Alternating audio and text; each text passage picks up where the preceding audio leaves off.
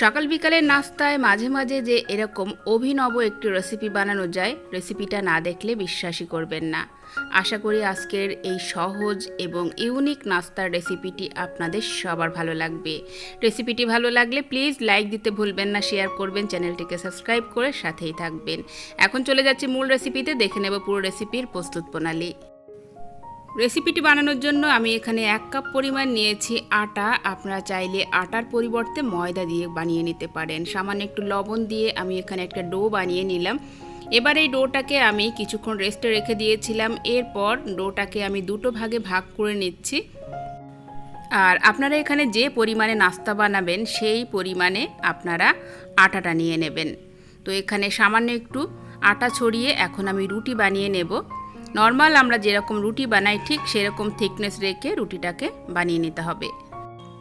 আর আটাটা মাখানোর সময় আমি কিন্তু একটু কালো জিরে দিয়েছি, এতে করে ফ্লেভারটা ভালো আসবে। তো এখানে রুটিটা আমার বানানো কমপ্লিট। ঠিক এরকম একটা সাইজের রুটি আমি এখানে বানিয়ে নিয়েছি।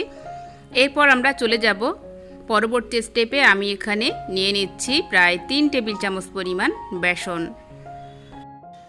এবার এই বেসনে দিয়ে দিচ্ছি সামান্য একটু কাঁচা লঙ্কা কুচি, সামান্য একটু টমেটো কুচি এবং সেই সাথে দিয়ে দিচ্ছি অল্প কিছুটা পেঁয়াজ কুচি। স্বাদ মতো দিয়ে দিচ্ছি লবণ, সামান্য একটু দিয়ে দিচ্ছি কাশ্মীরি লঙ্কা পাউডার, সামান্য একটু হলুদের গুঁড়ো দিয়েছি। দিয়ে এখন সব কিছু একসাথে ভালো করে মিশিয়ে নিতে হবে। অল্প অল্প জল দিয়ে এখানে একটা ব্যাটার বানিয়ে নিতে হবে। ব্যাটারটা যাতে খুব বেশি ঘন না হয়, খুব বেশি পাতলা না হয়, সেদিকে খেয়াল রেখে ব্যাটারটাকে বানিয়ে নিতে হবে। তো এখানে ব্যাটারটা আমি খুব সুন্দর করে ফেটিয়ে নিয়েছি। ব্যাটারটা কমপ্লিট। এখন আমরা চলে যাব পরবর্তী স্টেপে। তো এবার আমি যে রুটিটা নিয়েছিলাম সেই রুটিটাকে হালকা করে ভেজে নেব। তার জন্য আমি প্যানে দিয়ে দিচ্ছি সামান্য একটু রিফাইন তেল। আপনারা এখানে যে কোনো কুকিং অয়েল কিংবা বাটার দিয়েও ভেজে নিতে পারেন। খুবই সামান্য পরিমাণ তেল দিয়েছি এখানে। এবার আমি রুটিটা দিয়ে দিচ্ছি। এবার এই রুটিটাকে এপিট ওপিট হালকা করে একটু সেঁকে নিতে হবে। তো এখানে রুটির একটা পিঠে কিন্তু সুন্দর একটা কালার চলে এসেছে। এবার আমি এটা উল্টে দিলাম।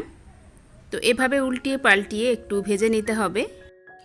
ভেজে নেওয়ার পর এখানে আমি একটা পেঁয়াজ এরকম পাতলা পাতলা করে স্লাইস করে কেটে নিয়েছি। এখন এই পেঁয়াজের স্লাইসগুলো আমি রুটির উপরে এভাবে সুন্দর করে সাজিয়ে দেব।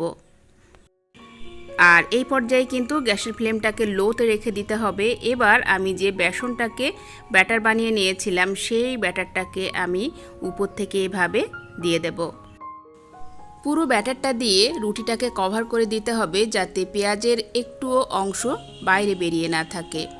তো এখানে খুব সুন্দর করে আমি ব্যাটারটাকে পুরো রুটিটাকে কভার করে দিয়েছি। এবার আমি কিছুক্ষণ এটা ভেজে নেব। যতক্ষণ না উপরটা একটু ড্রাই হয়ে আসে ততক্ষণ ভেজে নিতে হবে।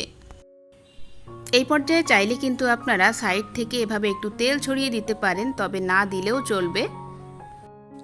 তো এখানে কিন্তু আমি 1 মিনিটের মতো লো টু মিডিয়ামে রেখে জাল করে নিয়েছি। আর এখন উপরটা কিন্তু একটু ড্রাই হয়ে এসেছে। এই পর্যায়ে কিন্তু একটু সাবধানে এটাকে উল্টে দিতে হবে। তো উল্টে দিয়ে এখন এই পিঠটাকেও লো টু মিডিয়ামে রেখে আরও 1-1.5 মিনিটের মতো ভেজে নিতে হবে। আবারও আমি একটু তেল ছড়িয়ে দিচ্ছি। খুবই সিম্পল একটি নাস্তার রেসিপি, কোনো রকম ডিম ছাড়াই এত লোভনীয় স্বাদের একটি ডিম পরোটার রেসিপি আপনি একবার হলেও ট্রাই করবেন। রেসিপিটা বানানোর পরে রীতিমতো আপনি অবাক হয়ে যাবেন, এতটাই সুস্বাদু। বাড়ির ছোট বড় সবাই ভীষণ পছন্দ করে খাবে। আপনারা সকাল বিকালের নাস্তায় কিংবা বাচ্চার টিফিনেও এটা বানিয়ে দিতে পারেন। তো এখানে 2 পিঠ কিন্তু আমি খুব সুন্দর করে ভেজে নিয়েছি। আর কালারটা দেখে নিশ্চয়ই আপনারা বুঝতে পারছেন কতটা লোভনীয় হয়েছে। তো কোনো রকম ডিম ছাড়াও যে এত মুখরোচক ডিম পরোটা বানানো যায় অনেকের কাছেই কিন্তু অজানা। আশা করি আজকের রেসিপিটা আপনারা অবশ্যই ট্রাই করবেন এবং আমাকে কমেন্টস করে জানাতে ভুলবেন না। রেসিপিটি ভালো লাগলে লাইক করবেন, শেয়ার করবেন, চ্যানেলটিকে সাবস্ক্রাইব করে সাথেই থাকবেন। আজকের মতো এখানেই বিদায় নিচ্ছি। সবাই ভালো থাকবেন, সুস্থ থাকবেন। ফিরে আসছে আগামী পর্বে নতুন রেসিপি নিয়ে। আল্লাহ হাফেজ।